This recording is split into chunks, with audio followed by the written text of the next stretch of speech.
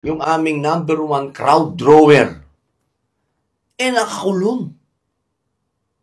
So, paano po ngayon yan? Hindi naman po kami milyonaryo, hindi naman kami bilyonaryo, wala pong pera ang PDP. Hindi po kami yung tipo na kaya namin magpatawag ng tao dahil may pera po kami. Dumadating po ang tao kapag nandyan si Duterte. Kapag nandyan si Digong, hindi mo kailangan ng pampamasahe, hindi mo kailangan ng pampalubag loob na pagkain.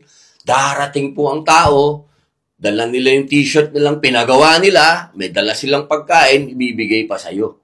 Ganun po yung klase ng pamumulitika ni Rodrigo Roa Duterte. So, kaya ako po nasabi na para kaming inalisan ng ulo. Kasi po yung aming ulo, na nasa kanya po lahat ang katangian para dumating ang tao, wala po, nandito nakakulong sa malayong lugar. Kaya nagkaroon po kami ng malaking setback po ito sa partido. Kasi po, talagang kami po ay inabandona na rin ng napakarami namin kasama sa lokal at naglilipatan na po yan ng ibang partido. Kaya kami po, sa ngayon, sa totoo lamang po, para po kaming manok na walang ulo na paikot-ikot.